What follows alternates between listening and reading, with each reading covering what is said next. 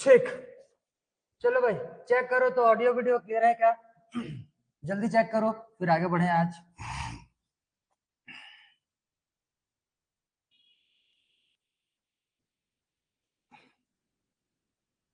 चलो देखो, तो आज के तुम्हारा जो क्लास था ये बायोलॉजी आज हम लोग स्टार्ट करने वाले हैं। ठीक, तो नोट साथ साथ करते चलना है तुमको, जो भी यहाँ पे करवाया जाएगा लगा। आज का हेडिंग लगा लाइफ प्रोसेसेस। बायोलॉजी साइंस का चैप्टर आज स्टार्ट करने वाले हैं हम लोग, लाइफ प्रोसेसेस।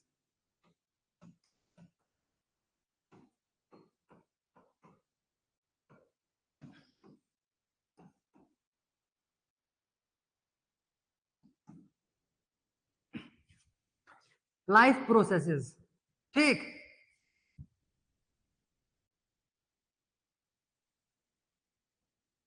ठीक है, चलो देखो, तो लाइफ प्रोसेस स्टार्ट करने से पहले हम लोगों को इसके बारे में थोड़ा सा कुछ जानना पड़ेगा। इसके पहले भी कुछ कुछ टर्म्स हम लोग को समझने हैं, ठीक है। तो सबसे पहला क्वेश्चन, जैसे ही लाइफ प्रोसेस का चैप्टर स्टार्ट होता है तो इसके हम लोग इसके लिए जो ये पहला वर्ड दिख रहा है लाइफ, ठीक है, इसको पहले हम लोग को जानना रहता है कि एक्चुअल में होता क्या है। तो पहला क्वेश्चन यहाँ पे तुम्हारा राइट होगा, how do we decide that something is alive. ये तुम्हारे एनसीईआरटी का इंटेक्स्ट क्वेश्चन हो जाता है, पहला नंबर। तो हमारे हमारे टॉपिक का ये पहला क्वेश्चन है। एनसीईआरटी में ऑर्डरिंग शायद उसका कुछ भी हो सकता है आगे पीछे, बट मैं वहीं वहीं पे तुमको क्वेश्चंस कराते चलूंगा जहां जहां पे रिस्पेक्टिव टॉपिक्स आते जाएंगे, ठीक है। तो सबसे पहला क्वेश्चन यहाँ पे यही आता है हमारे सामने में, किसी भी चीज को, किसी भी ऑब्जेक्ट को या किसी भी सब्सटेंस को देख करके हम ये कैसे डिसाइड करेंगे कि वो लिविंग है या फिर नॉन लिविंग है, ठीक है। तो किसी भी चीज को देख करके हमको ये जज करना है कि वो लिविंग है या नहीं है, तो इसके लिए हमारे पास बस दो ही फैक्टर्स होते हैं, ठीक है। तो दो फैक्टर्स में क्या क्या आ जाएंगे, सबसे पहला इसमें हम लोग किसी भी ऑब्जेक्ट का, सामने वाले ऑब्जेक्ट का, या तो हम लोग मूवमेंट्स देखेंगे, या तो हम लोग मूवमेंट्स देखेंगे, या फिर उसको हम लोग चेक करते हैं लोकोमोशन। या तो हम सब्सटेंस या ऑब्जेक्ट का मूवमेंट्स देखेंगे या फिर उसका हम लोग चेक करेंगे लोकोमोशन, ठीक है। तो अब हम लोग इसमें से एक एक वर्ड्स को डिफाइन करते हैं पहले। तो यहाँ पे जो पहला वर्ड तुमको देखने के लिए मिल रहा है, मूवमेंट। मूवमेंट हम लोग उन सारे एक्टिविटीज को बोलते हैं, किसी भी एक ऑर्गेनिज्म या फिर ऑब्जेक्ट्स या फिर बॉडी के द्वारा किया हुआ वो सारे एक्टिविटीज जिसमें कि प्लेस चेंज करने का रिक्वायरमेंट नहीं होता है। फॉर एग्जाम्पल, जैसे मैं अभी यहाँ पे खड़ा हुआ हूँ, मैं अपना हाथ पैर कुछ भी हिलाऊं, यहीं पे खड़े हुए अपना हाथ पैर कुछ भी हिलाता हूं तो मैं यहाँ पे मूवमेंट कर रहा हूँ।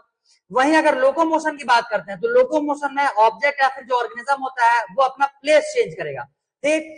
तो ऐसे एक्टिविटीज जिसमें ऑब्जेक्ट को अपना प्लेस चेंज करना पड़ता है उसको हम लोग बोलते हैं लोकोमोशन।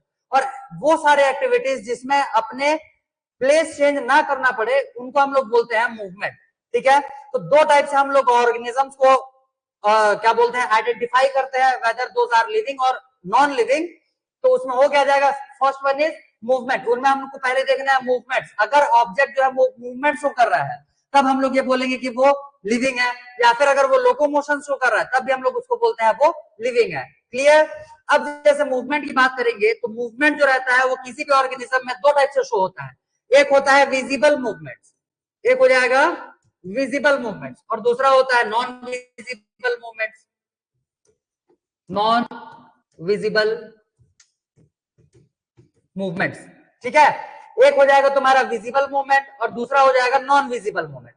विजिबल मूवमेंट वो सारे मूवमेंट्स को बोलते हैं जिसको कि हम लोग अपने आंखों से देख सकते हैं, और नॉन विजिबल मूवमेंट वो सारे मूवमेंट्स हो जाएंगे जिनको कि हम लोग अपने आंखों से नहीं देख पाएंगे। जैसे अगर कोई भी ऑर्गेनिज्म, फॉर एग्जाम्पल अगर ह्यूमन बींग्स की अगर बात करते हैं, वो अगर खड़े हुए अपना हाथ पैर कुछ भी हिलाता है, ठीक है, तब हम लोग उसका मूवमेंट को देख पाते हैं, वो उसका विजिबल मूवमेंट है, ठीक।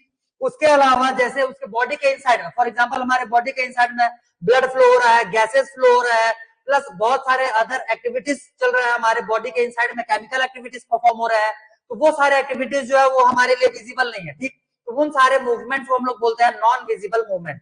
क्लियर। तो ये इस टाइप से लिविंग थिंग्स को आइडेंटिफाई करने के लिए हमारे पास दो फैक्टर्स होते हैं, एक हो जाएगा मूवमेंट और सेकंड वन हो जाएगा इसका लोकोमोशन। क्लियर? जल्दी से फ्लो चार्ट बनाओ, जल्दी इसको, फिर इसको डिफाइन करेंगे। फ्लो चार्ट बनाओ जल्दी से, फिर इसको डिफाइन करेंगे। शॉर्ट में डिफाइन करते हुए चलना है।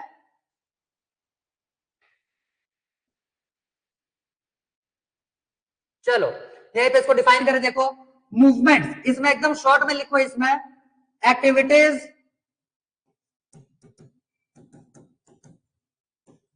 Performed by without changing place, ये हो जाएगा मूवमेंट। लोकोमोशन के लिए क्या हो जाएगा? Activities perform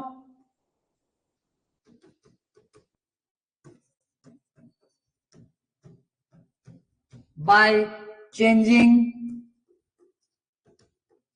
place. तो ये दो टाइप के एक्टिविटीज हम लोग देख लिए, एक जिसमें प्लेस चेंज हो रहा है जिसको कि हम लोग बोल रहे हैं लोकोमोशन, और दूसरा एक्टिविटी जिसमें प्लेस चेंज नहीं करना पड़ता उसको हम लोग बोलते हैं मूवमेंट। क्लियर? ठीक, गुड। चलो अब इसमें से हम लोग आगे बढ़ते हैं। जैसे कि हम लोग का चैप्टर का नाम ही है लाइफ प्रोसेसेस, तो सबसे पहले तो हम लोग को ये देखना पड़ेगा कि एक्चुअल में ये लाइफ प्रोसेसेस होते क्या है। ठीक, तो हम लोग अब सीधा हम लोग अपना टॉपिक स्टार्ट करते हैं, लाइफ प्रोसेसेस।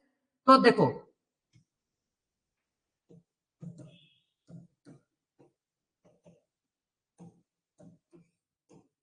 देखो लाइफ, लाइफ का मतलब होता है लिविंग या लिव, मतलब कि किसी भी ऑब्जेक्ट, किसी भी ऑर्गेनिज्म को अपना एग्जिस्टेंस को बनाए रखने के लिए, अपने आप को एग्जिस्ट करने के लिए जो भी वो एक्टिविटी परफॉर्म कराएगा।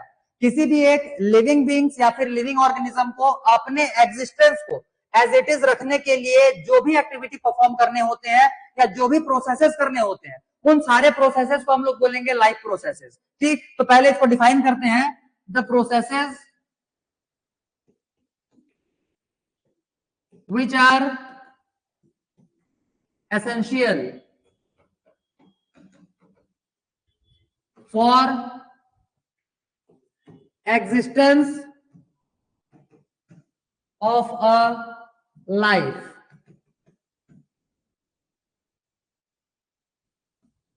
are called life processes, are called life processes। ठीक, किसी भी एक ऑर्गेनिज्म को अपने एग्जिस्टेंस को बनाए रखने के लिए जो भी परफॉर्म करना पड़ता है एक्टिविटीज, उन सारे एक्टिविटीज को या फिर उन सारे प्रोसेसेस को हम लोग लाइफ प्रोसेस बोलते हैं। अब अगर एग्जांपल इसमें लेकर के चलेंगे तो देखो न्यूट्रिशन हो गया, रेस्पिरेशन हो गया, एक्सक्रीशन हो गया, इन सब चीजों के बारे में तुम लोग पहले से ही पढ़े हुए हो और पूरे के पूरे चैप्टर में हम लोग को उन्हीं को डिटेलिंग करना है। ठीक है, तो इन केस अगर तुमको लिखने के लिए आता है, खैर न्यूट्रिशन वगैरह इसके एग्जाम्पल में तो लिखोगे वो अलग है। ठीक, उसके अलावा भी हम लोग इसमें से कुछ कुछ देखना चालू करते हैं। तो एग्जाम्पल के लिए हम लोग देखेंगे मेटाबॉलिक एक्टिविटी,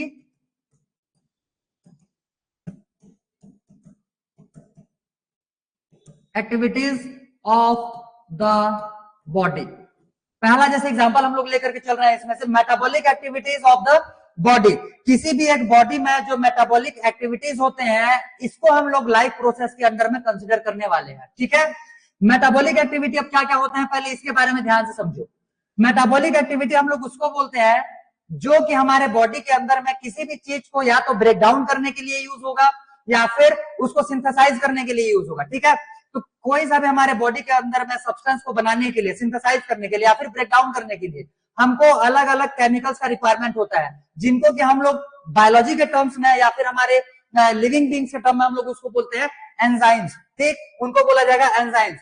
तो एंजाइम्स वो केमिकल्स या फिर वो बायो कैटलिस्ट होते हैं जो कि मेटाबॉलिक एक्टिविटी परफॉर्म करने के लिए यूज किए जाएंगे। तो मेटाबॉलिक एक्टिविटी का मतलब क्या हो जाएगा, या तो सिंथेसाइज करेंगे या फिर ब्रेक डाउन करेंगे।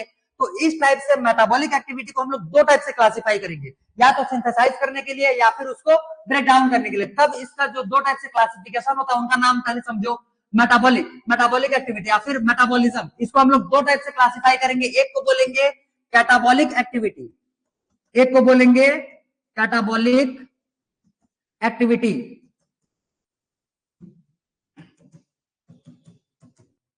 और दूसरे को बोला जाएगा एनाबॉलिक एक्टिविटीज।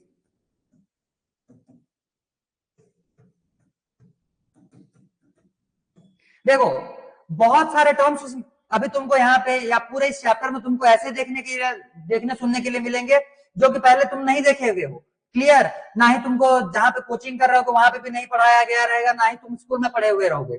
लेकिन हम लोग इसमें बहुत सारे एक्स्ट्रा टर्म्स को भी लेते हुए चलेंगे जो प्रीवियस ईयर्स में या तो बोर्ड इंक्लूड किया हुआ है या फिर जो इस चैप्टर के लिए बहुत ज्यादा नेसेसरी है। और उसके साथ साथ मैं कुछ टॉपिक्स तुमको एडवांस में पढ़ाते चलूंगा ताकि जब 11th में नीट या जेई या फिर साइंस स्ट्रीम लेकर के जब प्रिपरेशन स्टार्ट करोगे, अपना आगे का स्टडी जब साइंस स्ट्रीम लेकर के चलोगे तो किसी भी टाइप का कॉम्प्लिकेशन फेस ना करना पड़े, खास करके बायोलॉजी को लेकर के। क्लियर?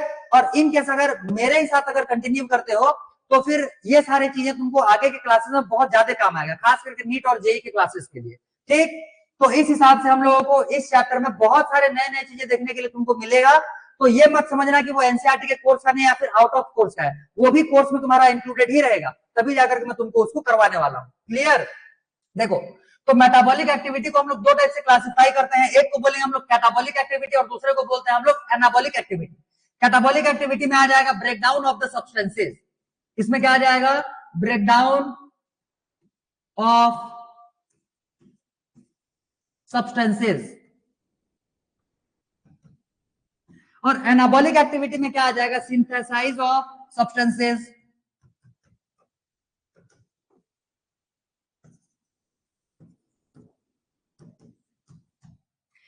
इसमें आ जाएगा सिंथेसाइज ऑफ सब्सटेंसेस।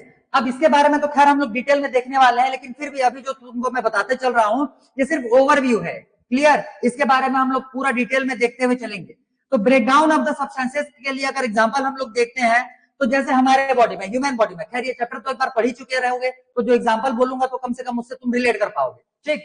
तो जैसे कैटाबॉलिक एक्टिविटी अगर ह्यूमन बॉडी की बात करेंगे तो हमारे बॉडी, खास करके मैं जैसे हम लोग हैं ह्यूमंस हैं, हमारे बॉडी के अंदर में क्या होता है? कैटाबॉलिक एक्टिविटी के फॉर्म में जो फूड का ब्रेकडाउन होता है, ग्लूकोज का जैसे ब्रेकडाउन करेंगे हम लोग रेस्पिरेशन में। क्लियर? रेस्पिरेशन में हम लोग ग्लूकोज का ब्रेकडाउन करेंगे और उससे फिर हम लोग एनर्जी फॉर्म करवाने वाले हैं। तो ये जो ग्लूकोज का ब्रेकडाउन होने का प्रोसेस चलता है इसी को हम लोग बोलेंगे कैटाबॉलिक एक्टिविटी। वहीं अगर एनाबॉलिक एक्टिविटी की बात किया जाए तो जैसे प्लांट्स हो गए, प्लांट्स में सिंथेसाइज होता है, वो फोटोसिंथेसिस के थ्रू अपना फूड प्रिपेयर करते हैं, ग्लूकोज को प्रिपेयर करेंगे। क्लियर? तो प्रिपरेशन ऑफ ग्लूकोज का जो पूरा का पूरा प्रोसेस होता है इसको हम लोग बोलेंगे एनाबॉलिक एक्टिविटी। यही दो प्रोसेसेस नहीं है, और भी हमारे बॉडी में बहुत सारे ऐसे एक्टिविटीज होते हैं जिनको कि हम लोग कैटाबॉलिक एक्टिविटीज और एनाबॉलिक एक्टिविटीज में क्लासिफाई कर सकते हैं। ठीक है? बट हमारे लिए अभी बहुत ज्यादा डीप जाना इसमें नहीं है, जितना हमारे काम का है सिर्फ उतना लेते हुए हम लोग इसमें से चलने वाले हैं। क्लियर?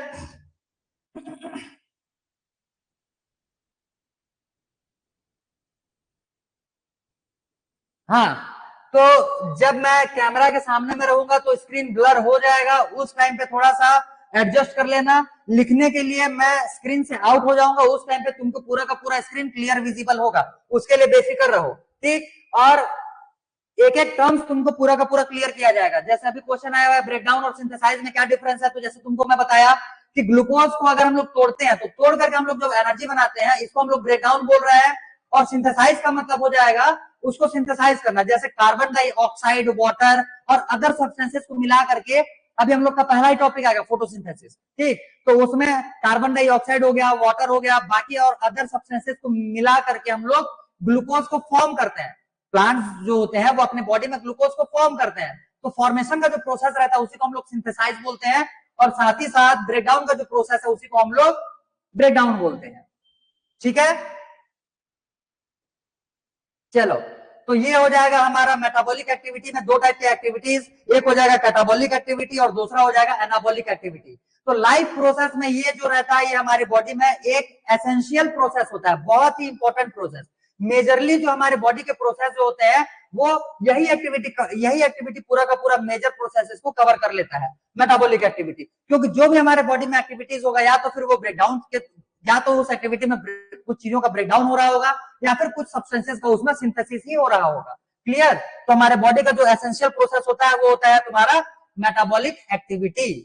जल्दी यहां तक नोट डाउन करो, फिर यहां से आगे बढ़ेंगे। चलो एग्जांपल यहां पे लिख देते हैं। कैटाबॉलिक में ब्रेकडाउन ऑफ ग्लूकोज,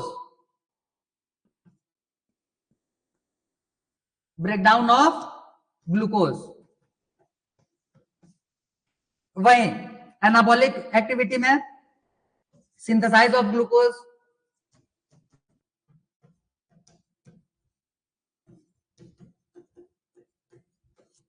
इसमें आ जाएगा सिंथेसाइज ऑफ ग्लूकोज। जल्दी जल्दी नोट डाउन करो फटाफट, आगे बढ़ेंगे फिर।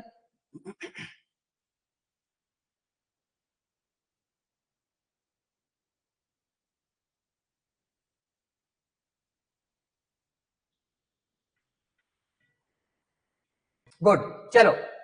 तो जैसे ये तुम्हारा सारा एक्टिविटी होने के बाद अब हम लोग इसमें से, अच्छा लाइव प्रोसेस हो गया, चलो ठीक है। तो देखो ये लाइव प्रोसेस करने के लिए हमारा जो बॉडी रहता है, खास करके जो ऑर्गेनिजम्स होते हैं, ये अलग अलग टाइप से, जितने भी टाइप के सब्सटेंसेस का रिक्वायरमेंट होता है, ठीक है, बॉडी में मेटाबॉलिक एक्टिविटी करने के लिए जितने भी टाइप के सब्सटेंसेस का रिक्वायरमेंट होता है, उसमें हमारा जो बॉडी रहता है, खास करके एनिमल बॉडी जो रहता है, ये आउटसाइड सोर्सेस पे ज्यादा डिपेंडेंट रहता है एज कंपेयर टू प्लांट। ठीक है, प्लांट जो रहता है वो रॉ मटेरियल्स के लिए आउटसाइड द बॉडी, अपने बॉडी के आउटसाइड एनवायरमेंट में कम डिपेंडेंट रहेगा as compare to animals. Animals जो रहते हैं ये ज्यादा डिपेंडेंट होते हैं for raw material. Clear? Raw material के लिए एनिमल्स जो रहेंगे वो अपने सराउंडिंग्स पे ज्यादा डिपेंडेंट रहेंगे, आउटसाइड सोर्सेस पे ज्यादा डिपेंडेंट रहेंगे। वेयर एज प्लांट्स जो रहते हैं वो रॉ मटेरियल्स के लिए आउटसाइड सोर्सेस पे बहुत ज्यादा डिपेंडेंट नहीं रहते जितना कि एनिमल्स रहते हैं। क्लियर? तो ये तुम पहले लिख लो कि for raw materials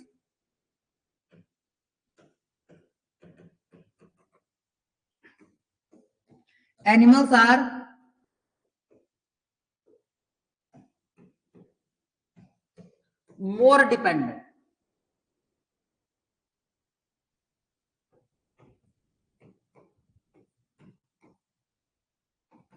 more dependent on outside sources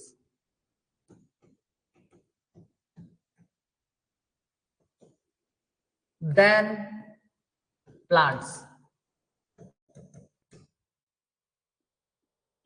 For example के लिए जैसे हम लोग देखते हैं रिक्वायरमेंट ऑफ O2। खैर O2 जो है, CO2 जो है वो भी प्लांट भी लेता है, CO2 प्लांट भी लेता है, ठीक है, CO2 प्लांट कंज्यूम करता है, वाटर वो भी कंज्यूम करता है। ये इन चीजों पे प्लांट भी आउटसाइड सोर्सेस पे डिपेंडेंट होता है। तो आउटसाइड सोर्सेस पे कौन कौन सी चीजें हम लोग डिपेंडेंट होते हैं, जैसे प्लांट ले लिए या फिर एनिमल ले लिए, तो कॉमनली हम लोग किस पे डिपेंडेंट रहते हैं? गैसेस पे, खास करके O2 एनिमल्स के केस में और CO2 प्लांट्स के केस में, प्लस H2O प्लस और क्या कहा जाएगा, अदर न्यूट्रिएंट्स ले लेते हैं, अदर न्यूट्रिएंट्स,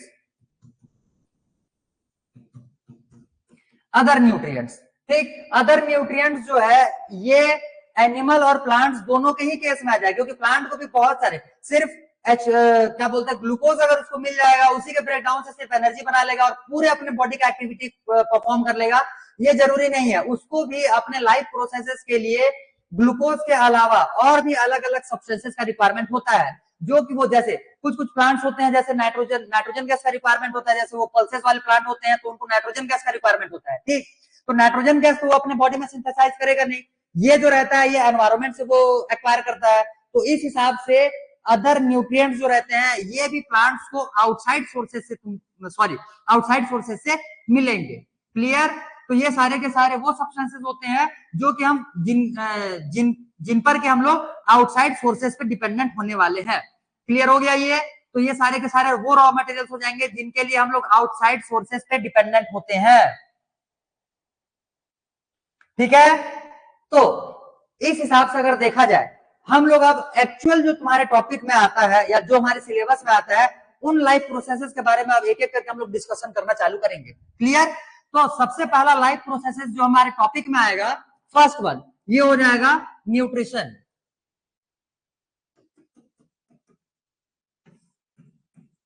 सबसे पहला जो हमारा टॉपिक आ जाएगा ये हो जाएगा न्यूट्रिशन। अब जैसे रॉ मटेरियल्स जो हम लोग बाहर आउटसाइड सोर्सेस से जो हम लोग अपने बॉडी के लिए यूज ले रहे हैं, जैसे CO2 हो गया, ऑक्सीजन हो गया, वाटर हो गया, ये हम लोग हमारे एनवायरमेंट से हम लोग ये ले रहे हैं, ठीक है। तो एनवायरमेंट से जब हम लोग इन सब चीजों को कंबाइनली लेते हैं, कंबाइनली इन सारे मटेरियल्स, रॉ मटेरियल्स को जब हम लोग एनवायरमेंट से लेते हैं, इसको हम लोग बोलेंगे न्यूट्रिशन। फॉर एग्जाम्पल, जैसे हम लोग एक साथ खाने पीने के बहुत सारे सामान अंदर लेकर के जाएंगे, ठीक, जैसे कि चावल, दाल, सब्जी, ये सब बहुत सारे अलग अलग टाइप के क्या हो जाएंगे, फूड मटेरियल्स हो जाएंगे, और डिफरेंट टाइप के फूड मटेरियल जो रहते हैं वो डिफरेंट टाइप के न्यूट्रिएंट्स कंटेन करेंगे। क्लियर? तो एक साथ में हम लोग क्या करते हैं, सारे के सारे न्यूट्रिएंट्स को लेते हैं, इसी प्रोसेस को हम लोग बोलते हैं न्यूट्रिशन। ठीक, तो न्यूट्रिशन के लिए हम लोग पहले इसको डेफिनेशन लिख लेते हैं। The process by which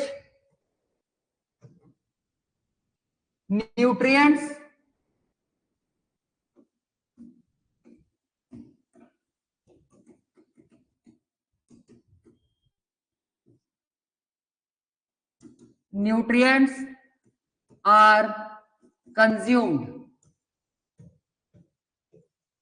by an organism is called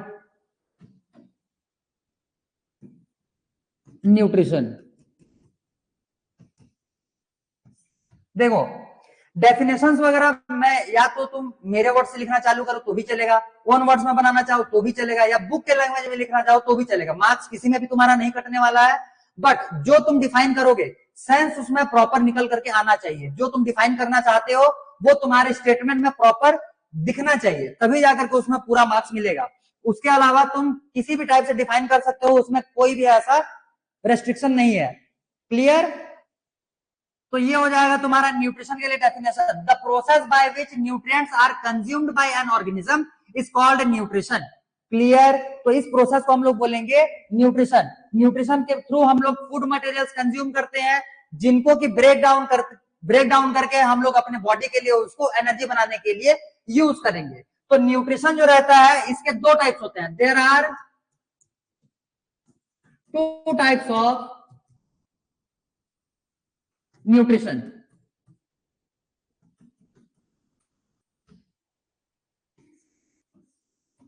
first one is हो जाएगा autotrophic nutrition.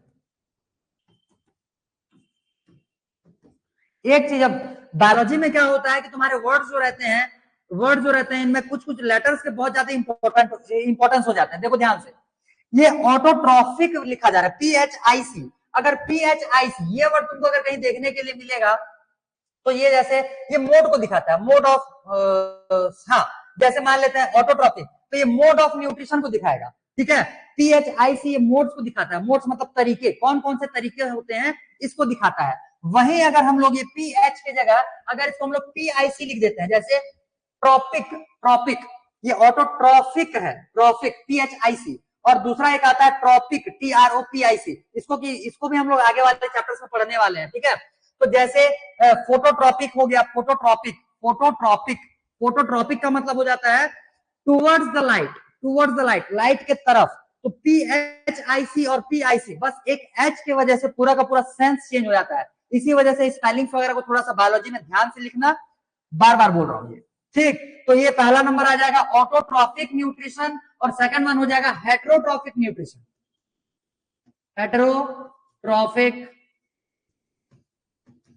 Nutrition. Clear? Autotrophic nutrition, second one is heterotrophic nutrition. Clear? चलो, तो ऑटोट्रॉफिक न्यूट्रिशन हम लोग किसको बोलेंगे? ऑटोट्रॉफिक न्यूट्रिशन हम लोग उस न्यूट्रिशन को बोलते हैं जिसमें फूड का प्रिपरेशन ऑर्गेनिज्म के बॉडी के इनसाइड ही होता है। ठीक, ऐसा न्यूट्रिशन जिसमें फूड का प्रिपरेशन ऑर्गेनिज्म के बॉडी के इनसाइड में ही हो, उसको हम लोग ऑटोट्रॉफिक न्यूट्रिशन बोलेंगे। और वहीं जब ऑर्गेनिज्म अपने फूड के लिए आउटसाइडेड सोर्स पे डिपेंडेंट होता है, मेनली प्लांट्स हो या फिर अदर ऑर्गेनिजम्स हो, इन पे जब डिपेंडेंट होता है तो इस टाइप के न्यूट्रिशन को हम लोग हेटेरोट्रॉफिक न्यूट्रिशन बोलेंगे। तो ऑटोट्रॉफिक न्यूट्रिशन को डिफाइन करेंगे, ऊपर वाला लिख लिया क्या? चलो इसको मैं रब करता हूं और पहले इसमें ऑटोट्रॉफिक ये पहले बना लो, तो ये फ्लो चार्ट बनाओ यहाँ तक, फिर ऑटोट्रॉफिक न्यूट्रिशन को डिफाइन करेंगे। फ्लो चार्ट बनाओ जल्दी। नोट्स में स्टेटमेंट लिखने से बचना, कोशिश करना कि मेन पॉइंट्स है, मेन चीजों को फ्लो चार्ट के थ्रू ही उसको रिप्रेजेंट कर दो, क्योंकि एग्जाम में तुम्हारे ये फ्लो चार्ट के फॉर्म में दिख रहा है, यही तुम्हारा पढ़ने में काम आएगा। वैसे भी बायोलॉजी के जो चैप्टर्स होते हैं वो बहुत लेंथी होते हैं, इसको अगर रिटन फॉर्म में जितना ज्यादा लिखोगे पढ़ने में उतना ज्यादा कचरा लगने लगेगा तुमको, उससे बढ़िया तो बुक ही पढ़ लोगे। इसके लिए नोट्स को एकदम शॉर्ट बनाओ और टू द पॉइंट बनाओ, ताकि एक टॉपिक देखें तो उसे सारा का सारा स्टेटमेंट पूरा का पूरा क्लियर हो जाए। ठीक, नोट डाउन कर लिए? जल्दी करो, जल्दी फटाफट।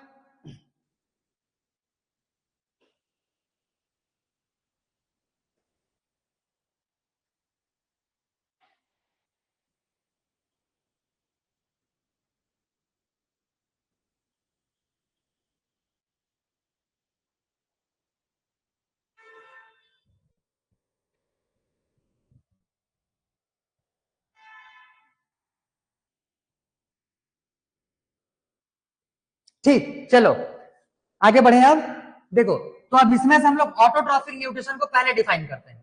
First one is autotrophic nutrition.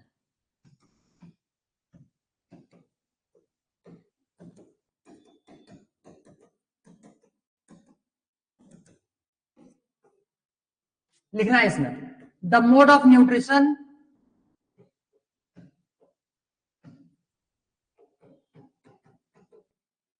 in which an organism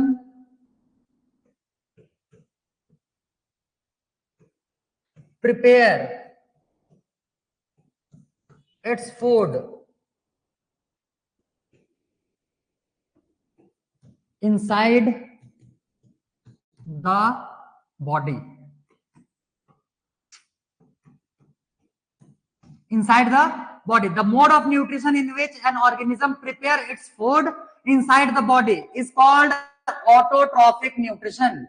Is called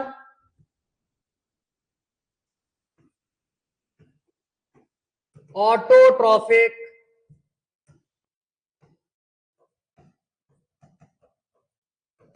nutrition. देखो, बायोलॉजी जो है ये तुम लोग मेरे साथ साथ यहीं पे क्लास ही में याद करते हुए चलना। इसको घर में बैठ करके फिर याद करेंगे बोलोगे, बिल्कुल टाइम टेकिंग हो जाएगा वो, और उतना टाइम हमारे पास है ही नहीं। हम लोग बायोलॉजी ऑन द स्पॉट यहीं पे क्लास पे ही उसको हम लोग पूरा का पूरा लर्न करते हुए चलेंगे। यहीं पे मैं तुमको क्लास में ही याद करवा दूंगा, उसके लिए पूरा बेफिक्र रहो, ठीक है? पूरा का पूरा बायोलॉजी याद हो जाएगा। बस थोड़ा सा पेशेंस रख करके पढ़ना, क्योंकि ये जो चैप्टर्स होते हैं ये बहुत ही लेंथी होते हैं, और बायोलॉजी जो है वो 10th का बहुत ही इंटरेस्टिंग है। बिल्कुल ज्यादा कुछ लोड वाली बात है ही नहीं। जैसे 9th के बायोलॉजी में बहुत ज्यादा रट्टा मारना पड़ता था, 10th के बायोलॉजी में ऐसा कुछ भी नहीं है। 10th के बायोलॉजी पूरा का पूरा अंडरस्टैंडिंग वाले है। अपने खुद के बॉडी के बारे में पढ़ना है, हमारा खुद का हार्ट, लीवर, इंटेस्टाइन, इन्हीं सब चीजों के बारे में पढ़ना है। तो खुद के बॉडी के बारे में पढ़ने में इंटरेस्ट तो आ ही जाएगा वैसे भी, ठीक। और चीजों को मैं यहीं पे क्लास में ही तुमको याद करवाते हुए चलूंगा। बस नोट प्रॉपर करते हुए चलो, चीजों को नोट डाउन प्रॉपरली करते हुए चलो, और क्लास बिल्कुल भी मिस मत करना। बार बार बोल रहा हूं, अगर एक बार के लिए बाकी सब्जेक्ट से क्लासेस मिस कर दोगे तो भी तुम्हारा काम हो जाएगा, बट बायोलॉजी में कोशिश करना कि लाइव क्लासेस एक भी तुम्हारा ना छूटे। बाकी रिकॉर्डिंग भी समझ में आ जाएगा। बायोलॉजी में ऑन द स्पॉट जो भी डाउट आएगा वो तुम यहीं पे क्लियर कर पाओगे। बाद में जो डाउट्स आएंगे वो फिर अच्छे से क्लियर ही नहीं हो पाता, ठीक। तो बायोलॉजी में कोशिश करना एक भी क्लास तुम्हारा ना छूटे, सारे क्लासेस लाइव अटेंड करो।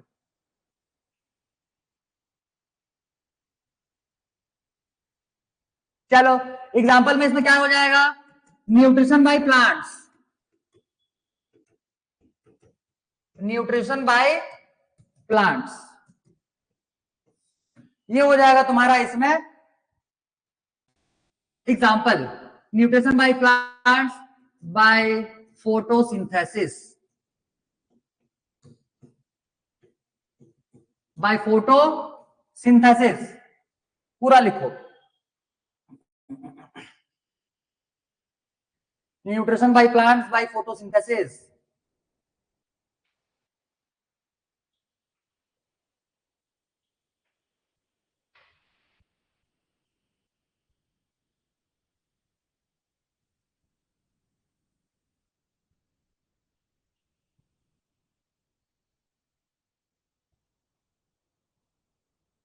ठीक, चलो अब देखो, देखो न्यूट्रिशन बोलने का मतलब है हमारे बॉडी, ध्यान से समझना इसको, हमारे सराउंडिंग में, खास करके पूरे के पूरे यूनिवर्स में मेनली कौन सा चीज है बोलने से हम लोग के आसपास में तुमको मैक्सिमम जो भी सब्सटेंसेस देखने के लिए मिल रहा होगा, मैक्सिमम सब्सटेंसेस जो है वो कार्बन कंटेन करता ही होगा।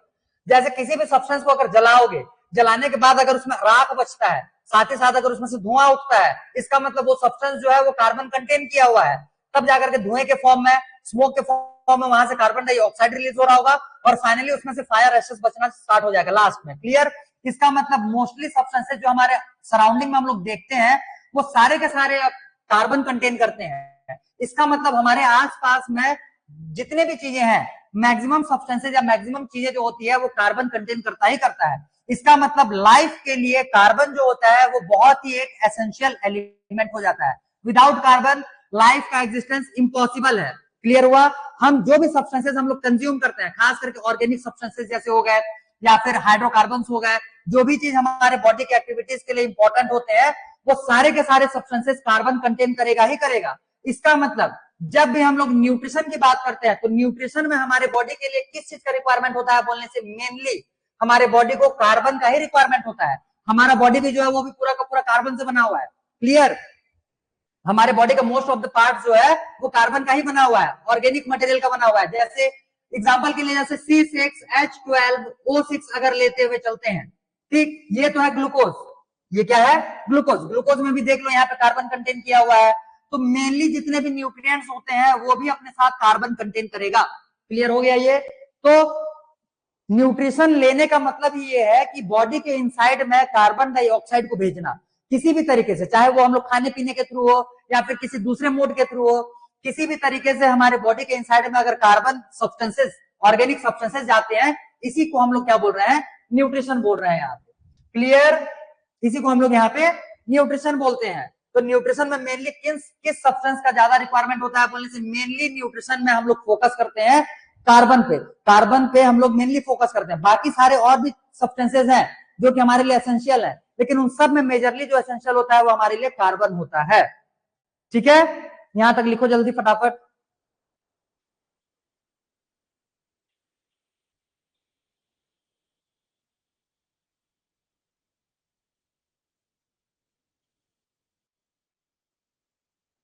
ठीक है, चलो देखो अब तो न्यूट्रिशन में हम लोग जब कार्बन को इनटेक कर रहे हैं, इसका मतलब कार्बन का ही हम लोग की बॉडी में यूज होना है, चाहे वो एनिमल का बॉडी हो या फिर प्लांट का बॉडी हो। देखो फोटोसिंथेसिस के थ्रू भी हम लोग क्या सिंथेसाइज करेंगे? ग्लूकोज सिंथेसाइज करेंगे, C6H12O6।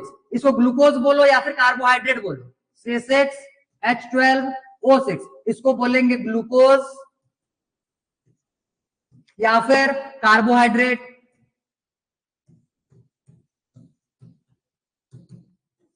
इसको बोला जाएगा ग्लूकोज या फिर कार्बोहाइड्रेट। ठीक है? तो प्लांट्स जो रहते हैं वो कार्बोहाइड्रेट सिंथेसाइज करते हैं। एनिमल्स के केस में ये जो कार्बोहाइड्रेट रहता है ये हम लोग अदर सोर्सेज पे डिपेंड हो जाएंगे, या तो हम लोग अदर प्लांट्स से हम लोग इसको कंज्यूम करेंगे या फिर अदर फूड मटेरियल से जहां से भी हम लोग को ये मिल पाएगा। ग्लूकोज हम लोग अदर सोर्सेज पे डिपेंडेंट होते हैं। ग्लूकोज हमारे बॉडी के लिए अदर सोर्सेज से आता है। तो इस हिसाब से अगर देखा जाएगा ग्लूकोज का प्लांट के बॉडी में सिंथेसाइज होता है और एनिमल्स के बॉडी में ग्लूकोज का कंजम्पशन होता है। क्लियर? चलो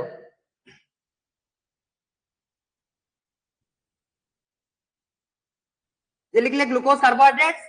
इसके बाद इसी में आगे कंटिन्यू करेंगे हम लोग। कार्बोहाइड्रेट्स जो रहते हैं, जैसे प्लांट्स तो कार्बोहाइड्रेट अपने बॉडी के लिए यूज कर लिया, कार्बोहाइड्रेट वो फॉर्म कर लिया, जितना उसका ब्रेक डाउन करना है उसके बॉडी के एनर्जी रिक्वायरमेंट के हिसाब से जितने कार्बोहाइड्रेट्स उसको ब्रेक डाउन करने थे वो ब्रेक डाउन कर चुका होगा। इसके बाद जो एक्सेस अमाउंट पे कार्बोहाइड्रेट प्लांट्स की बॉडी में बचता है, access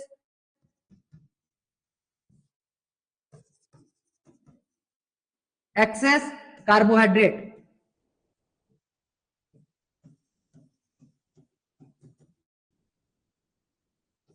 are stored as starch. सिर्फ अब इतना लिखे रहो, इसके बारे में डिटेल और आगे लिखने वाले हैं। तो कार्बोहाइड्रेट जो रहता है ग्लूकोज फॉर्म करने के बाद, ग्लूकोज या फिर कार्बोहाइड्रेट्स बॉडी में सिंथेसाइज करने के बाद प्लांट्स उसका ब्रेक डाउन करेगा। जितना उसको एनर्जी का रिक्वायरमेंट रहता है उतने का कार्बोहाइड्रेट ब्रेक डाउन होने के बाद जो एक्स्ट्रा कार्बोहाइड्रेट बच जाता है उसके बॉडी में, उसको वो स्टार्च के फॉर्म में बॉडी में स्टोर कर लेता है। अब कहां पे स्टोर करता है बोलने से, स्टार्च के फॉर्म में वो अपने फ्रूट्स जो होते हैं प्लांट में वो सारा का सारा स्टार्च से ही बना हुआ रहता है, वो सारा का सारा स्टार्च होता है। और स्टार्च जो रहता है वो मेनली क्या कंटेन करता है, कार्बोहाइड्रेट कंटेन करता है। और कार्बोहाइड्रेट हमारे बॉडी में बहुत ही जल्दी क्या हो जाता है, वो ब्रेक डाउन हो जाता है। ठीक है, कार्बोहाइड्रेट का हमारे बॉडी में बहुत जल्दी ही ब्रेक डाउन हो जाता है। इसी वजह से जो भी जिसका भी बॉडी में वीकनेस होता है या फिर जो हॉस्पिटलाइज्ड पेशेंट रहते हैं उनके पास हम लोग फ्रूट्स वगैरह लेकर के जाते हैं, क्योंकि फ्रूट जो रहते हैं वो natural glucose, natural carbohydrates contain करता है, जो कि जैसे ही हम लोग उसको कंज्यूम करते हैं हमारा बॉडी उसको तुरंत ब्रेक डाउन करना, एज इट इज उसको ब्रेक डाउन करना चालू कर देगा। ठीक, तो हमारे बॉडी को उसमें क्या होता है, बहुत ही जल्दी से एनर्जी मिल जाता है। इसी वजह से किसी भी एक पेशेंट हो या फिर वीक पर्सन हो, उसके पास हम लोग फ्रूट लेकर के जाते हैं ताकि उसकी बॉडी को तुरंत उसमें से क्या मिल जाए, एनर्जी मिल जाए। तो इस हिसाब से प्लांट जो रहते हैं एक्स्ट्रा कार्बोहाइड्रेट को अपने बॉडी में स्टार्च के फॉर्म में फ्रूट्स वगैरह में स्टोर करके रखेगा, फ्रूट्स में स्टोर करके रखेगा। ये हो जाएगा प्लांट के लिए। ठीक है, प्लांट के लिए ये हो जाएगा एक्सेस अमाउंट ऑफ कार्बोहाइड्रेट। अब समझो कार्बोहाइड्रेट सिर्फ प्लांट ही नहीं, हमारा बॉडी भी उसको एक्सेस अमाउंट में कभी कभी कंज्यूम कर लेता है। जैसे मान लेते हैं animal body, for example humans अगर लेकर के चलते हैं, ह्यूमंस अगर एक्सेस अमाउंट में कार्बोहाइड्रेट अगर क्या कर लेता है, कंज्यूम कर लेता है, तब के केस में जो एक्स्ट्रा कार्बोहाइड्रेट होता है वो एनिमल बॉडी में, ये तो excess carbohydrate are stored as starch in plants and, एक second, stored as starch in plants and stored as, ये तुम लोग अपने से लिख लेना स्टेटमेंट बना करके, and stored as ग्लाइकोजन। अभी सिर्फ लिखो ग्लाइकोजन इन एनिमल्स, खास करके ह्यूमन। अभी के लिए सिर्फ इतना लिखो। तो एक्सेस अमाउंट पे कार्बोहाइड्रेट जो रहता है प्लांट के बॉडी में वो स्टार्च के फॉर्म में स्टोर होकर के रहने वाला है, और एनिमल के बॉडी में जो एक्सेस अमाउंट पे कार्बोहाइड्रेट हम कंज्यूम कर लेते हैं वो हमारे बॉडी में ग्लाइकोजन के फॉर्म में स्टोर होकर के रहता है। इसी वजह से ग्लाइकोजन जो होता है इसको हम लोग एनिमल स्टार्च बोलते हैं, animal starch. Animal starch, generally starch जो रहता है ये प्लांट बॉडी प्रोड्यूस करता है, ये प्लांट्स ही स्टार्च प्रोड्यूस करते हैं, एनिमल्स स्टार्च प्रोड्यूस नहीं करते। लेकिन ग्लाइकोजन जो है वो as a starch human body में स्टोर होकर के रहता है, तो इसी वजह से इसको हम लोग एनिमल स्टार्च भी बोलते हैं। अब ह्यूमन बॉडी में, खास करके एनिमल्स में या हमारे ह्यूमन बॉडी में, ये जो ग्लाइकोजन होता है ये कहाँ स्टोर होता है बोलने से, हमारे लीवर में स्टोर होगा। ठीक, लीवर में स्टोर होगा और किडनी में स्टोर होगा। तो ऐसे अलग अलग जगह पे ये क्या होता है, हमारा स्टोर होकर के रहता है। अगर हमारे बॉडी को प्रॉपर अमाउंट पे जिस टाइम पे ग्लूकोज नहीं मिल पाता है, तब यही जो ग्लाइकोजन है, इसी ग्लाइकोजन का हमारा बॉडी क्या करता है, ब्रेक डाउन करता है और इससे ग्लूकोज फॉर्म कराएगा, ग्लूकोज का फिर ब्रेक डाउन कराएगा और उसमें से फिर वो एनर्जी बनाएगा और जिसको कि हमारा बॉडी यूटिलाइज करके डिफरेंट एक्टिविटीज परफॉर्म करेगा। क्लियर हुआ? इतना सारा चीज क्लियर हो गया?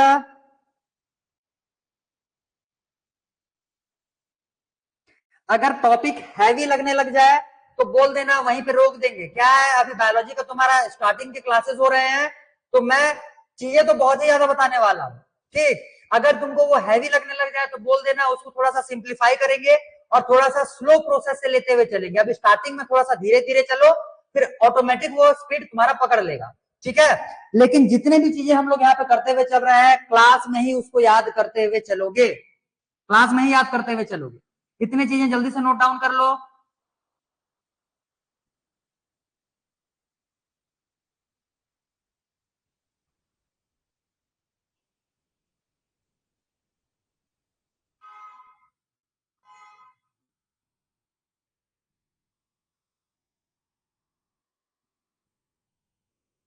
चलो, हो गया इतना? अब देखो, हाँ अच्छा, एक छोटा सा चीज तुमको स्टार्टिंग में बताना था। जैसे एनसीईआरटी का तुम्हारे पहला ही पैरा में कुछ एक टॉपिक्स जो लिखे हुए हैं, उसी में से तुम्हारा ये क्वेश्चन अराइज हो जाता है। पहला ही नंबर का तुम्हारा इंटेक्स्ट क्वेश्चन इसमें से आ जाता है कि जैसे मान लेते हैं कि हमारे हम लोग जो है वो अलग अलग टाइप के ऑर्गेनिजम्स हैं। ठीक, तो जिसमें से हम लोग यूनिसेल्युलर ऑर्गेनिजम्स भी आते हैं, मल्टी सेल्युलर ऑर्गेनिजम्स भी आते हैं। तो उसमें न्यूट्रिशन के लिए यूनिसेल्युलर जो रहते हैं वो डिफ्यूजन प्रोसेस का यूज करते हैं, ठीक। तो वो तुम्हारे एनसीईआरटी के बुक में स्टार्टिंग वगैरह में ही दिया हुआ है, स्टार्टिंग में ही दिया हुआ है, बट हम लोग उसको अभी यहाँ पे नहीं कर रहे हैं। उसको हम लोग जब यूनिसेल्युलर ऑर्गेनिजम्स पे पहुंचेंगे, जब हेट्रोट्रॉपिक न्यूट्रिशन पे पहुंचेंगे, वहीं पे उसको हम लोग क्लियर करते हुए चलेंगे। एनसीईआरटी एक्चुअली क्या है कि ऑर्डर वो आगे पीछे कर देता है, तो हम लोग अगर उसी ऑर्डर से पढ़ेंगे तो बहुत सारी चीजें जो रहेगा वो हमको समझ में आने वाला नहीं है। इस वजह से ऑर्डर हम लोग वही फॉलो करेंगे जो मैं यहाँ पे तुमको बोर्ड में बताने वाला हूँ, ठीक। चलो ठीक है, तो अब हम लोग चालू करते हैं। ऑटोट्रॉफिक न्यूट्रिशन इन प्लांट्स जो होता है, इसका पूरा का पूरा फोटोसिंथेसिस का प्रोसेस। तो फोटोसिंथेसिस का जो प्रोसेस होता है, ये प्रोसेस मेनली प्लांट के बॉडी में कहां पे होता है बोलने से ये हो जाएगा लीफ में। क्लियर, प्लांट के लीफ जो होता है, प्लांट्स का जो लीव्स होते हैं वहां पे फोटोसिंथेसिस का मेन प्रोसेस वहीं पे होगा। बट ऐसा नहीं है कि सिर्फ लीफ में होता है, प्लांट के वो सारे पार्ट्स जहां पे ग्रीन कलर या ग्रीन पिगमेंट्स प्रेजेंट होंगे, वो सारे पार्ट्स फोटोसिंथेसिस करने के लिए कैपेबल होते हैं। क्लियर, तो जैसे न्यू प्लांट्स अगर लेकर के चलते हैं तो न्यू प्लांट्स में स्टेम जो रहता है वो भी फोटोसिंथेसिस करेगा, छोटे छोटे जो लैटरल ब्रांचेस रहते हैं वो भी फोटोसिंथेसिस करते हैं, साथ ही साथ जो उसका लीफ होते हैं, जो लीव्स होते हैं वो भी फोटोसिंथेसिस परफॉर्म करेंगे। तो सारे के सारे पार्ट्स जो भी ग्रीन कलर का पिगमेंट कंटेन करता हो, वो सारे पार्ट्स जो ग्रीन पिगमेंट कंटेन करता हो, they are capable for photosynthesis. Clear, ठीक है। तो पहले हम लोग देख लेते हैं कि जो प्लांट का लीफ होता है उसको हम लोग किस तरीके से ऑब्जर्व करने वाले हैं। खैर, एनसीईआरटी के डायग्राम के बेसिस पे हम लोग देखने वाले हैं। तो एक सेकंड ना, थोड़ा सा कलर इसका चेंज मेरे को करने दो।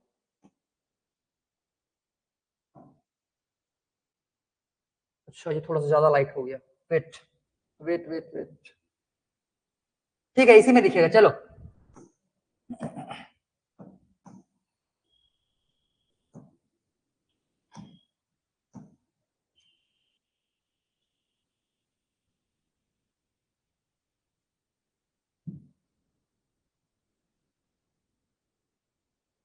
एक सेकंड, ये विजिबल हो रहा है या नहीं?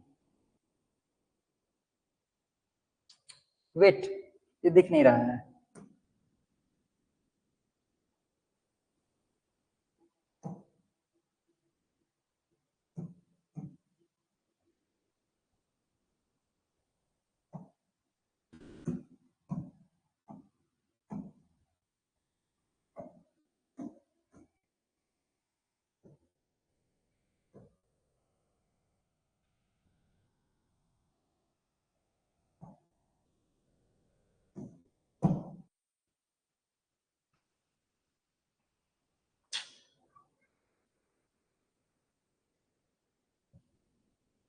वेट, ये विजिबल ही नहीं हो पा रहा है यहाँ पे, थोड़ा मेरे को चेंज करने दो इसको। वेट, बैकग्राउंड चेंज करने दो तभी वो दिखेगा।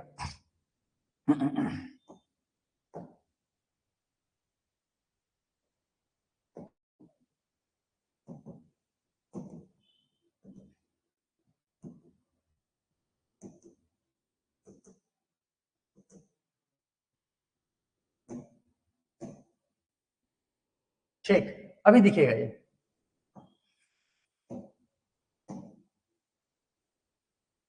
विजिबल है?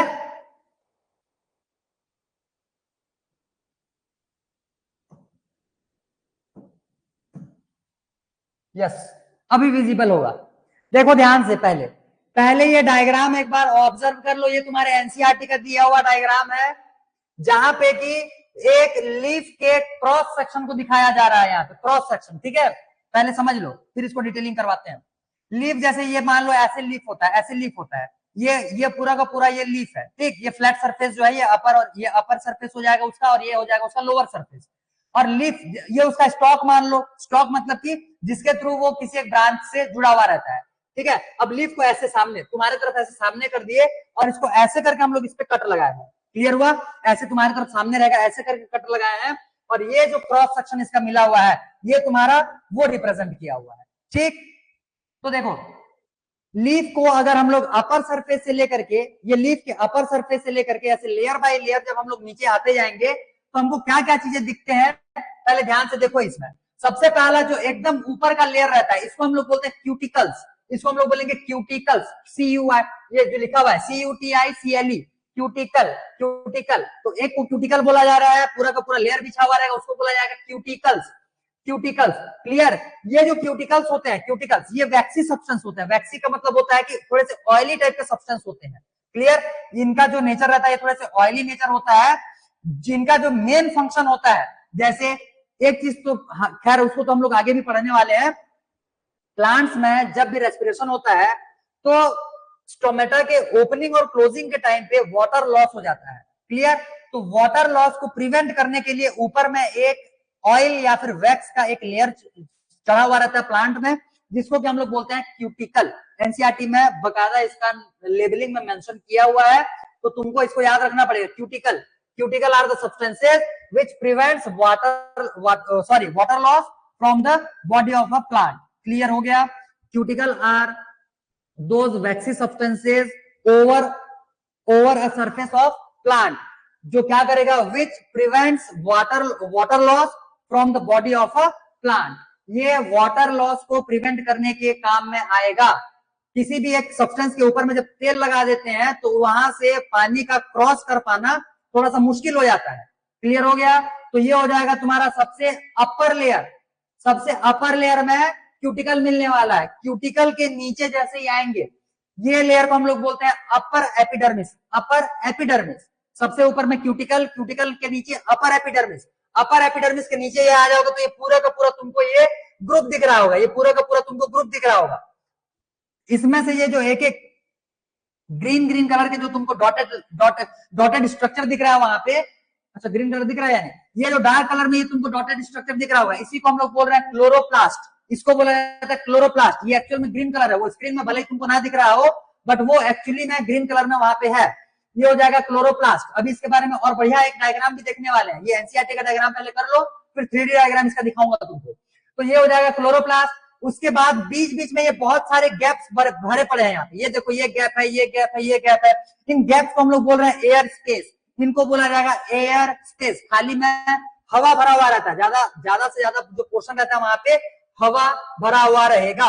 जैसे ऊपर में एक लेयर पूरा का पूरा बिछा हुआ था, सेम वैसे ही नीचे में एक लेयर बिछा हुआ रहता है। ऊपर वाले को बोल रहे थे अपर एपिडर्मिस, नीचे वाले को बोला जाएगा लोअर एपिडर्मिस। अपर वाले को अपर एपिडर्मिस, नीचे वाले को लोअर एपिडर्मिस। तो ये हो जाएगा तुम्हारा cross section of a leaf. ये तुमको याद रखना पड़ेगा। सबसे ऊपर के लेयर को बोल रहे हैं क्यूटिकल। सबसे ऊपर के लेयर को बोल रहे हैं क्यूटिकल। क्यूटिकल के नीचे के लेयर को बोल रहे हैं अपर एपिडर्मिस। अपर एपिडर्मिस के नीचे में आएंगे तो वहां पे बहुत सारे तुमको सेल्स दिखेंगे। उन्हीं सेल्स में प्रेजेंट होता है क्लोरोप्लास्ट।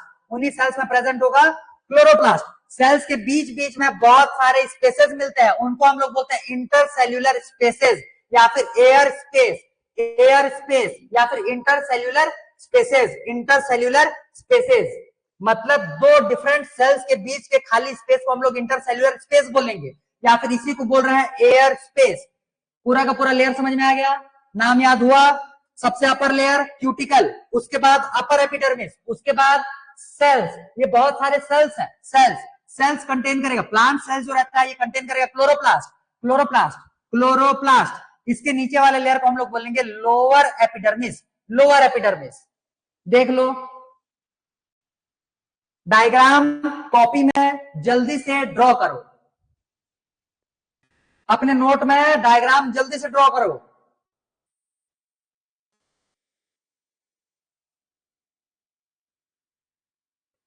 जल्दी से ड्रॉ करो।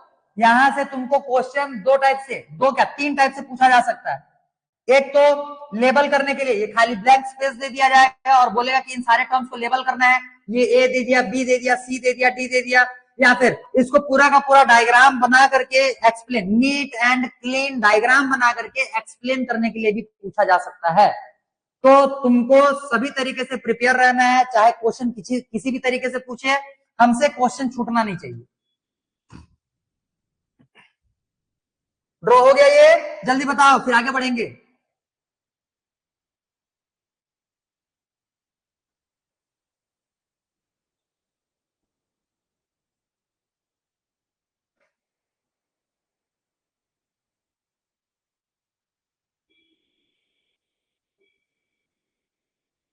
गुड। अब देखो, ठीक, अब ये डायग्राम तो गया। ये डायग्राम को हटाया जाए, तो थोड़ा सा स्क्रीन डार्क करें। ठीक, अब देखो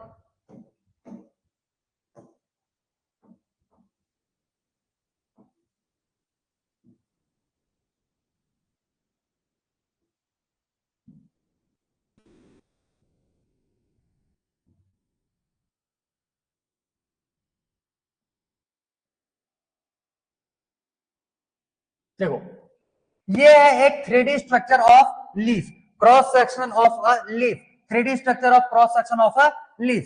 ये देखो, ये पूरा अभी क्लियर विजिबल हो रहा होगा। देखो ध्यान से, ऊपर में पूरा का पूरा ग्रीन कलर का एक शाइनिंग टाइप से एक कलर दिख रहा होगा, ठीक है, ये शाइन कर रहा है। ये जो होता है क्यूटिकल्स होता है, क्यूटिकल्स जो रहता है ये वैक्सी सब्सटेंस होता है, और ऑयल जैसे शाइन करते रहता है, सेम वैसे क्यूटिकल्स भी तुम्हारा शाइन करते हुए रहेगा। देख लेना ध्यान से, अगर देखोगे कि लीफ के ऊपर से जब देखोगे तो अपर लेयर जो रहता है, उसका अपर एपिडर्मिस के ऊपर का जो लेयर रहता है वो शाइन करते रहता है। ताजा ताजा अगर लीफ देखोगे तो, अगर उसके ऊपर में धूल मिट्टी ना चिपका हो। इसके जस्ट नीचे में देख लो, ये पूरा का पूरा ये तुम्हारा लेयर दिख रहा है, ये लेयर है एपिडर्मिस का।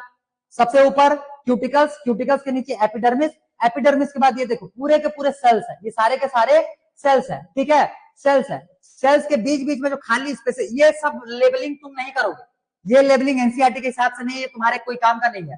तुमको मैं जिस हिसाब से लेबलिंग बता रहा हूँ बस वही करना है। ऊपर का पार्ट क्यूटिकल, बीच वाला पार्ट, सॉरी उसके जस्ट नीचे वाला पार्ट अपर एपिडर्मिस, फिर अंदर में आ जाएंगे सेल्स, सेल्स के अंदर में जो भी ग्रीन ऐसे डॉटेड डॉटेड करके उसको दिखा दोगे रिप्रेजेंट करने के लिए, उसको बोला जाएगा क्लोरोप्लास्ट। क्लोरोप्लास्ट, बार बार बोल रहा हूं, क्लोरोप्लास्ट, क्लोरोफिल नहीं, क्लोरोप्लास्ट। इसके बाद जो खाली बीच बीच में स्पेसेस दिखते हैं उसको बोला जाएगा इंटरसेल्यूलर स्पेस, इंटरसेल्यूलर स्पेस, या फिर उसी को बोलेंगे एयर स्पेस। इंटरसेल्यूलर स्पेस बोलो या फिर एयर स्पेस बोलो, दोनों वही है।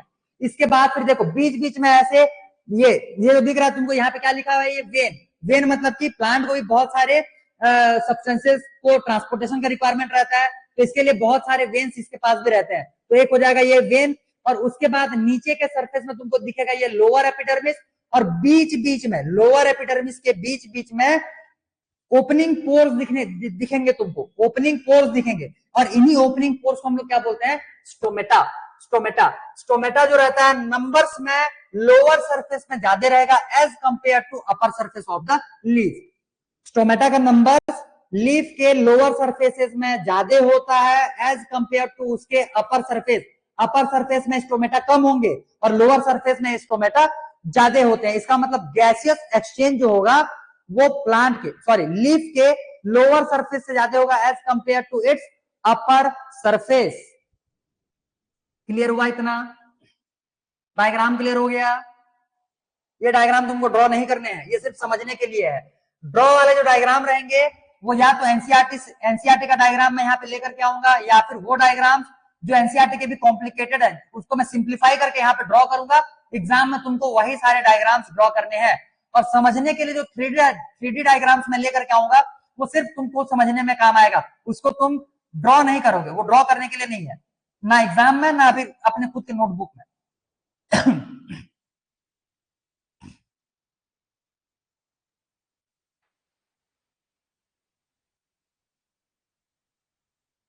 ये समझ में आ गया इतना?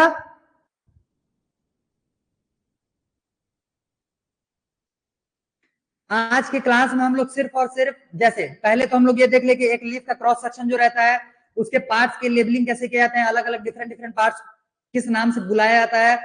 इसके बाद हम लोग आज सिर्फ और सिर्फ प्लांट के फोटोसिंथेसिस करने के लिए जिन जिन चीजों का रिक्वायरमेंट होता है उन्हीं के बारे में हम लोग, जैसे लीफ मोस्ट इंपॉर्टेंट फैक्टर हो गया।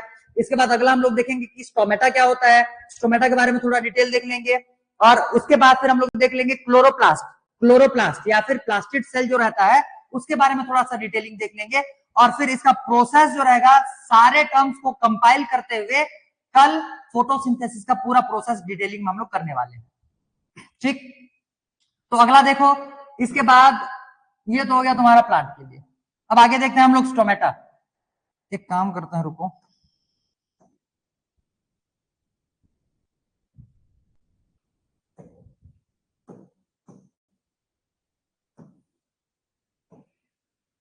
वेट, इसमें ये साइज में लार्ज हो ही नहीं रहा है, थोड़ा सा वेट करना।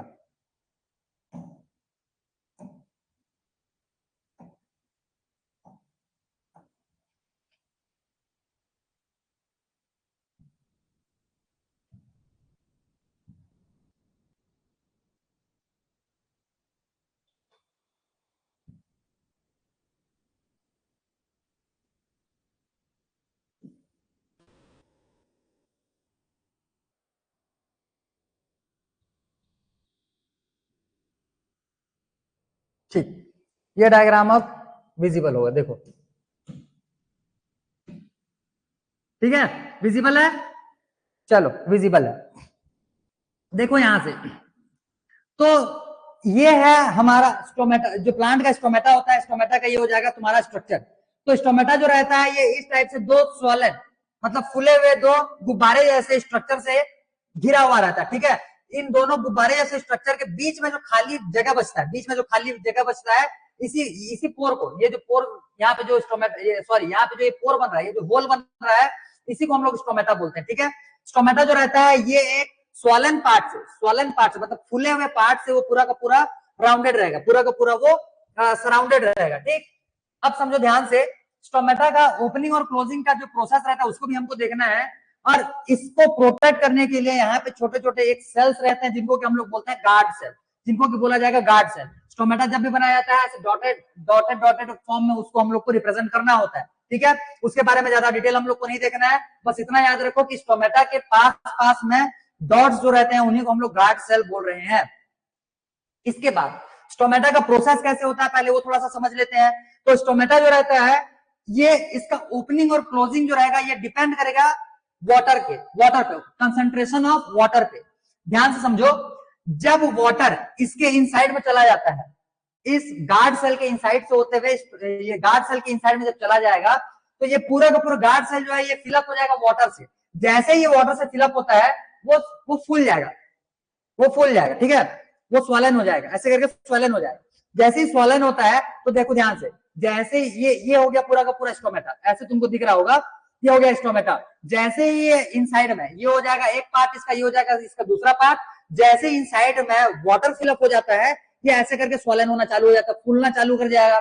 जैसे ही ऐसे फूलेगा बीच में देखो पूरा का पूरा खाली स्पेस दिख रहा है, बीच में पूरा का पूरा ये खाली स्पेस बन जा रहा है, और इसी को हम लोग क्या बोलते हैं, ये जो खाली स्पेस बन रहा है इसी को हम लोग क्या बोलते हैं, स्टोमेटा बोलते हैं। स्टोमेटा का ओपनिंग डिपेंड करेगा concentration of water inside the guard cell, concentration of water inside the guard cell, यही डिपेंड करेगा स्टोमेटा के ओपनिंग और क्लोजिंग के प्रोसेस पे।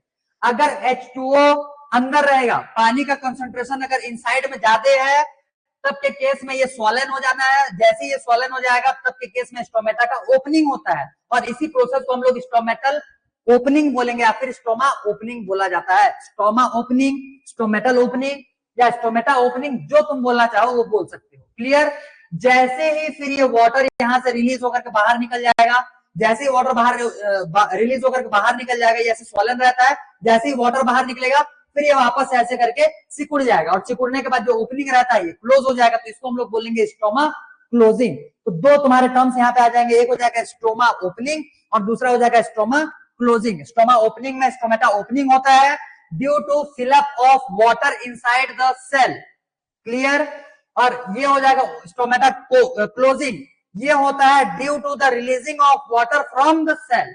ये हो जाएगा तुम्हारा स्टोमेटा का ओपनिंग और क्लोजिंग का पूरा प्रोसेस, क्लियर। तुम्हारे एनसीईआरटी के हिसाब से हमको इतने ही पढ़ना था, इससे ज्यादा डिटेलिंग हम लोग को नहीं देखना है। अगर साइंस लेकर के चलोगे तो 11th क्लास में इसके बारे में और डिटेलिंग में हम लोग पढ़ेंगे फिर। चलो, तो ये हो गया स्टोमेटा।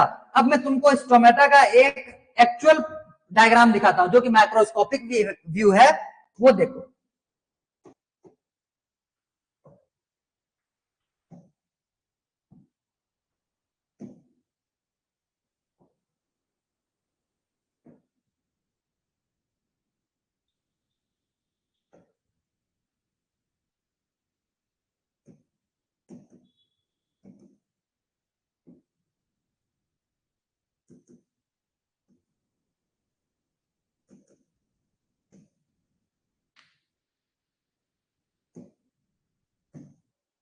देखो विजिबल हो रहा होगा ये, ठीक विजिबल है।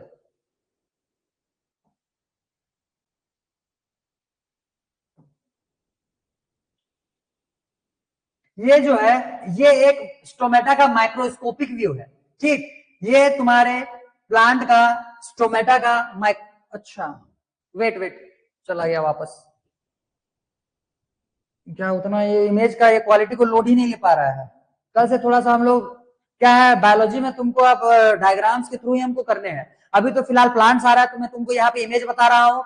जब एनिमल बॉडी में जब हम लोग अपना खुद का न्यूट्रिशन देखेंगे, अपना खुद का रेस्पिरेशन देखेंगे, वो सारा का सारा हम लोग पूरा का पूरा 3D डायग्राम से करेंगे, ठीक है। 3D लाइव डायग्राम से हम लोग उसको करने वाले हैं। तो क्या है, इसमें थोड़ा सा लोड बहुत कम ले पा रहा है ये, हम लोग कल से क्लासेस जो रहेंगे वो लैपटॉप से ही करने वाले हैं, ठीक। देखो एक सेकंड, थोड़ा सा वेट कर लेना।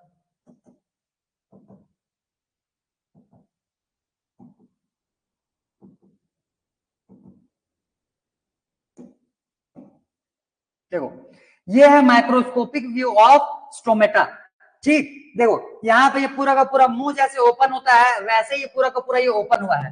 ये जो साइड साइड वाला ये एरिया दिख रहा है, ये तुमको स्वलन दिख रहा होगा, मतलब अभी ये पूरा का पूरा फूल गया है, ठीक। ये पूरा का पूरा भी फूल गया है, क्योंकि इसके अंदर में अभी वाटर भर गया है। जब पानी यहाँ से रिलीज हो जाएगा, पानी जब यहाँ से बाहर निकल जाएगा, तो ये जो स्टोमेटा रहेगा, ये ऐसे करके ये पूरा का पूरा क्लोज हो जाएगा। क्लियर हुआ? ये है एक माइक्रोस्कोपिक व्यू ऑफ स्टोमेटा, ठीक। चलो गुड। तो अब हम लोग यहां से थोड़ा सा आगे बढ़ते हैं, और एक चीज के बारे में और देखना है हम लोग को, प्लास्टिड सेल। तो पहले उसके बारे में देख लेते हैं, फिर अभी सिर्फ ये तुम्हारा ओवरव्यू है, चैप्टर के लिए तुम्हारा ओवरव्यू है। जो ये डायग्राम्स अभी हम लोग देख रहे हैं, इसके बारे में पूरा डिटेल करते हुए चलेंगे, क्योंकि फोटोसिंथेसिस तो अभी हम लोगों ने लिखना भी चालू नहीं किया हुआ है, वो प्रोसेस भी देखेंगे। आज सिर्फ ओवरव्यू लेते हुए चल रहे हैं कि पूरे चैप्टर में या फिर आने वाले टॉपिक्स को हम लोग को कितने ज्यादा डिटेलिंग करते हुए चलना है। एक डायग्राम और देख लो, और फिर इसके बाद फिर आज का क्लास हम लोग एंड करेंगे, और कल से फिर पूरा का पूरा जितना भी आज किए हुए हैं सबको नोट डाउन करते हुए चलेंगे।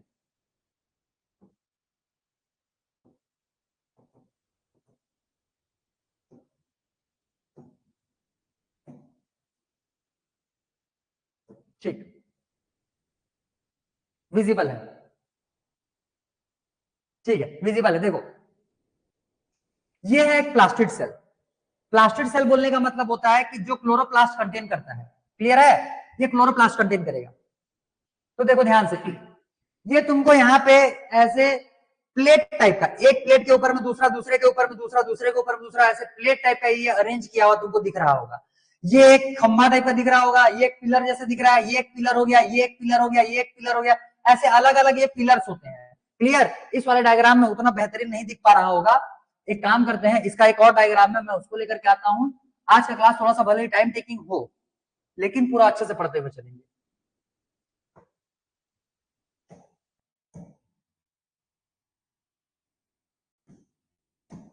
इसमें उतना क्लियर विजिबल नहीं हो रहा है, वेट।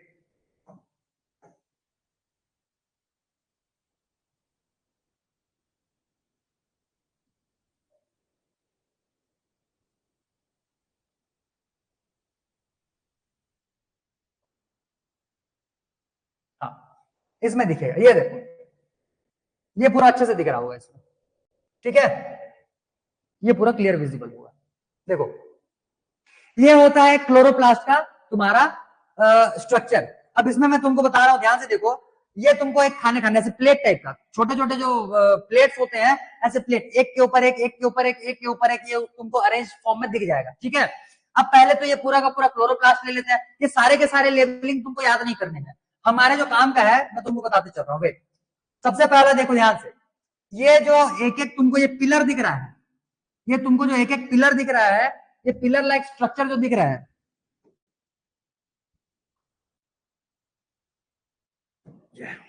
देखो ये जो पिलर लाइक स्ट्रक्चर दिख रहा है, इसको हम लोग बोलते हैं ग्रेना। इसको हम लोग बोलते हैं ग्रेना, ठीक। और ये पिलर के अलावा बाकी जो खाली, ये पूरा का पूरा जैसे एक बॉल ले लो, यहाँ पे ये पिलर हो गया, ये पिलर हो गया, ये पिलर हो गया, और बाकी पूरा का पूरा जो स्पेस रहता है वो खाली होता है, ठीक। और वहां पे एक फ्लूइड भरा हुआ रहता है। ये जो बाकी स्पेस बचा हुआ है, ग्रेना को छोड़ दिया जाए तो बाकी जो स्पेस बचा हुआ है, इसको हम लोग बोलते हैं स्ट्रोमा। इसको हम लोग बोलते हैं स्ट्रोमा। ये जो पिलर टाइप का स्ट्रक्चर दिख रहा है, इसको बोलेंगे ग्रेना, और बाकी जो स्पेस बचा हुआ है उसको हम लोग बोलते हैं स्ट्रोमा। ये फ्लूइड कंटेन करता है, इसके पास एक फ्लूइड होता है, इसके बारे में अभी देखेंगे डिटेल, कल देखेंगे। अब देखो ये जो ग्रेना है, एक एक ग्रेना जो होते हैं, ये एक दूसरे से ऐसे ये देखो कनेक्टेड है, जिसके थ्रू सारे के सारे ग्रेना कनेक्टेड रहते हैं, उसको हम लोग बोलते हैं, ये जो दिख रहा है इसको हम लोग बोलते हैं लैमेला। इसको हम लोग बोलेंगे लैमिला। ठीक है, ये लिखा हुआ भी है, देखो लैमिला। ये जो लैमिला होता है ये सारे के सारे जो पिलर्स हैं उनको कनेक्ट करने का काम करता है, उनको ज्वाइन करने का काम करता है। ठीक, ये हो गया लैमिला। अब ये जो डिफरेंट डिफरेंट लेयर्स में ये तुमको जो प्लेट्स दिख रहे हैं, एक एक प्लेट को, एक सिंगल प्लेट को अगर उठाएंगे तो एक सिंगल प्लेट को हम लोग बोलते हैं थाइलेकॉइड। इसको बोलेंगे थाइलेकॉइड। थाइलेकॉइड, थाइलेकॉइड जो रहता है इसी के अंदर में ग्रीन कलर का पिगमेंट मिलता है। थाइलेकॉइड के इनसाइड में ग्रीन कलर का पिगमेंट मिलेगा और उसी ग्रीन कलर के पिगमेंट को हम लोग बोलते हैं क्लोरोफिल। क्लोरोफिल, तो क्लोरोफिल कहां होता है? सबसे पहला ये पूरा का पूरा हो जाएगा प्लास्टिड सेल। प्लास्टिड सेल के इनसाइड में जाएंगे तो सबसे पहला हम लोग पहुंचेंगे पूरे के पूरे फ्लूइड कंटेंट स्पेस में, उसको बोला जा रहा है स्ट्रोमा। स्ट्रोमा के जब और अंदर जाएंगे तो फिर हमको ये पिलर लाइक स्ट्रक्चर दिखेगा। ये पिलर एक एक जो है इसको हम लोग बोल रहे हैं ग्रेना। ग्रेना एक एक प्लेट लाइक स्ट्रक्चर से मिलकर के बना हुआ रहता है, जिसमें से हर एक प्लेट को हम लोग बोल रहे हैं यहाँ पे थाइलेकॉइड। थाइलेकॉइड के फिर इनसाइड में जब हम लोग एंटर करते हैं तो यहाँ पे तुमको ग्रीन कलर का पिगमेंट देखने के लिए मिलता है, जिसको कि हम लोग बोलते हैं क्लोरोफिल। Chlorophyll, chlorophyll. क्लियर हो गया? फिर से सुनो पूरा का पूरा लेयर एक बार। सबसे पहला पूरा का पूरा सेल को हम लोग बोल रहे हैं यहाँ पे क्या? Plastid cell. प्लास्टिड सेल के इनसाइड में जब जाएंगे तो पूरा का पूरा जो फ्लूइड कंटेंट स्पेस है जहां पे कि फ्लूइड प्रेजेंट रहता है उसको हम लोग बोल रहे हैं स्ट्रोमा। स्ट्रोमा के इनसाइड में फिर अगर जाते हैं तो पिलर लाइक स्ट्रक्चर तुमको देखने के लिए मिलेगा, जिसको कि हम लोग बोल रहे हैं ग्रेना। ये जो डिफरेंट डिफरेंट ग्रेनास होते हैं ये एक दूसरे से कनेक्टेड होते हैं थ्रू लैमिला। ये जो ग्रेना होंगे ये एक दूसरे से जिसके थ्रू कनेक्टेड होते हैं उसको हम लोग बोल रहे हैं लैमिला। एक एक ग्रेना जो रहता है ये छोटे छोटे प्लेट लाइक स्ट्रक्चर से मिलकर कैसे बना हुआ है? छोटे छोटे प्लेट लाइक स्ट्रक्चर से मिलकर के बना हुआ है। Each plate is known as thylakoid. और थाइलेकॉइड जो रहता है यही ग्रीन कलर का पिगमेंट कंटेन करता है। इसी के अंदर में ग्रीन कलर का पिगमेंट दिखेगा तुमको और उसी को हम लोग बोलते हैं क्लोरोफिल। जैसे देखो ध्यान से, इसको पूरा का पूरा ऐसे थाइलेकॉइड को क्रॉस सेक्शन लिया गया है, विजिबल हो रहा है कि नहीं? हाँ, ये देखो ये जो है ये थाइलेकॉइड का एक क्रॉस सेक्शन लिया हुआ है, तो तुमको येलो कलर में दिख रहा होगा यहाँ पे, येलो कलर में। वो एक्चुअल में वो येलो कलर नहीं है, वो ग्रीन कलर है। ये पूरा का पूरा थाइलेकॉइड को ग्रीन कलर से रिप्रेजेंट किया हुआ है। इसी वजह से अंदर के मटेरियल को येलो कलर से रिप्रेजेंट किया हुआ है ताकि वो विजिबल हो। अदरवाइज इसके अंदर में भी कौन सा कलर का मटेरियल मिलेगा तुमको? ग्रीन कलर का। इसी वजह से इन सारे के सारे प्लास्टिक सेल का कलर जो रहता है वो पूरा का पूरा ग्रीन हो जाता है, ग्रीन हो जाता है। ठीक, ठीक है। यहां तक के डायग्राम में कुछ डाउट है तो जल्दी से पूछो। यहां तक के डायग्राम में अगर कुछ भी डाउट है तो उसको जल्दी से पूछो, या जो भी डाउट आया हुआ है अभी तक टॉपिक्स पढ़ने में उसके बारे में जल्दी पूछो। और अगर क्लियर है तो जल्दी कमेंट करो क्लियर हो गया करके, ताकि सेशन एंड किया जाए और कल फिर हम लोग यहीं से इसको आगे कंटिन्यू करने वाले होंगे। बताओ भाई, बताओ जल्दी बताओ। अगर डाउट है तो डाउट है करके बताओ, जिसमें डाउट है डाउट पूछो, अदरवाइज क्लियर हो गया बताओ तो फिर सेशन एंड किया जाए।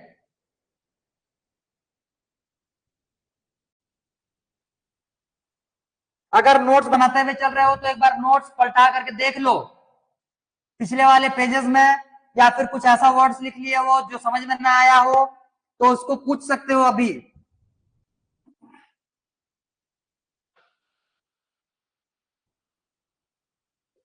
गुड, क्लियर है तो फिर सेशन आज यहीं पे एंड करते हैं।